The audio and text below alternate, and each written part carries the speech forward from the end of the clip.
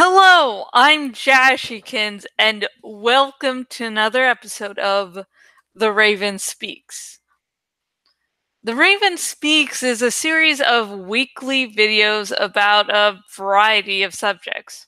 Feel free to comment below to suggest the topic for future episodes. Just if you have this idea that you just want my opinion on, comment down below and I will possibly answer next week. So, yay, come on, interact with me, please. Anyway, on to this week's video. I recently saw Jordan Peele's latest movie called Us. This video will talk about major spoilers, so if you haven't seen it yet, this is your final warning. Just there's major spoilers here. There's no fucking way I can talk about this week's topic doing it spoiler free. It's just it might be possible, but I'm not the sort of person that I think could handle doing that. So if you haven't yet seen it, go out and see it now, like right now. Stop this video right now and go see it. It is fucking awesome. And I assume everyone here either has seen the movie or doesn't care about spoilers, so I am continuing on.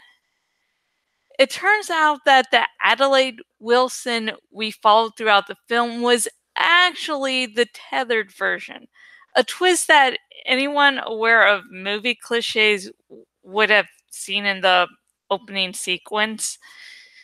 But the twist managed to be shocking and surprising even when you're aware of it. I've seen many people imply that the tethered version had her complete memory before the end of the film.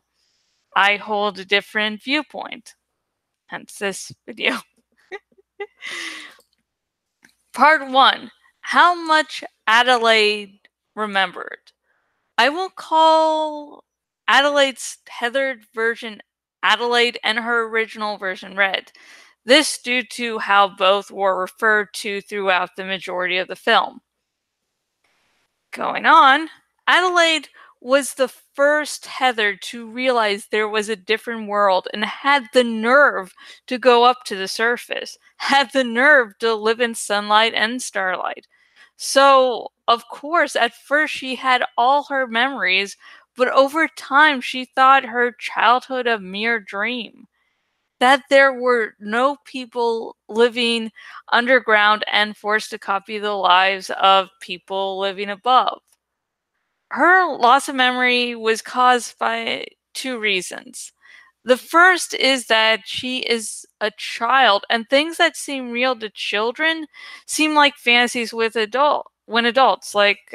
I no longer believe that there are evil witches intent on killing me whenever I flush a toilet. Adelaide was in a world that had no clue about the tethered, and so that part of her memory wasn't reinforced. So the world of above would eventually cloud her perception of reality. The second is, I believe her reversing her intended role as a tethered caused a confusion of identity, which was reinforced by her environment where people had no knowledge of the tethered. She was supposed to be the one copying, and yet she was now deciding her own fate. It wasn't until Red was killed that she regained her full memory. Part 2. How much Red remembered. Red was affected by being a child and then growing up. Her memory didn't fade as much as Adelaide's, but it became more confused. Unlike her tethered version, she was constantly reminded of the truth of people who were forced to imitate others. But at one point, Red's memory started to come back to her, at least a version of it. She remembered an injustice done against her and hands across America. Adelaide stopped dancing for reasons that weren't properly explained, and I have a suspicion it was Red who took control in that moment. She took back her birthright and was able to start to plan her revenge.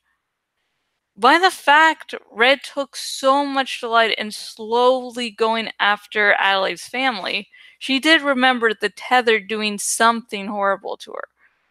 But Red's story didn't indicate she fully understood what had happened to her.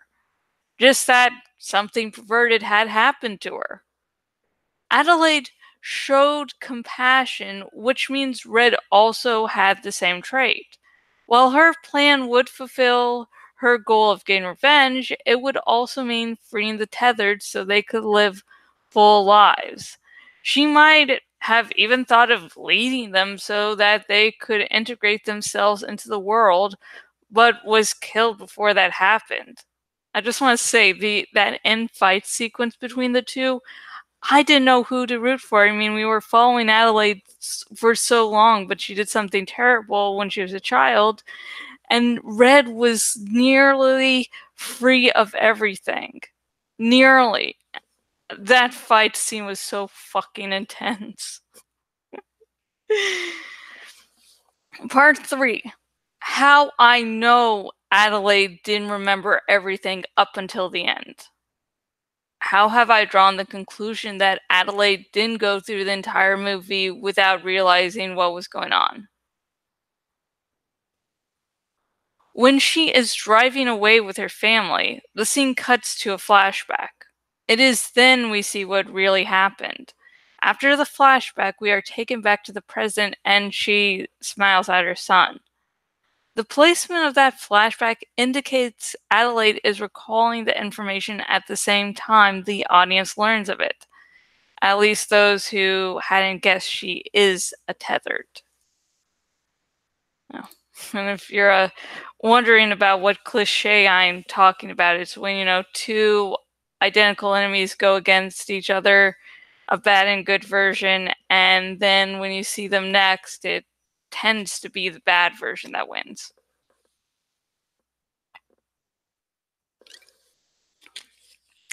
So what do you think of that little fan theory of mine? Do you disagree? Do you agree? Do you have some other opinion? No? And also, if you have a topics to suggest for next week, please comment down below. Please tell me. Please help me know what you're actually interested to hear me talk about. I just try to guess at things, but I know that's not exactly perfect. So, comment down below. And if you're watching on the YouTubes, please like this video if you liked, us. And if there was a double like option, I would have said like double liked if you're going to see it again and again and again in theaters. And also, please subscribe to my YouTube channel so you don't miss out on any episodes of The Raven Speaks. And if you're watching this on my blog and watching on the desktop version of my blog, please choose the follow by email option, and you will never again miss a wonderful blog post by me ever again. And, I don't just do The Raven Speaks. I do dramatic readings. I do movie, book, and show reviews. I do fan fiction. So, check me out. It's going to be awesome. And I do a monthly Dragon Cave and Flight Rising giveaways.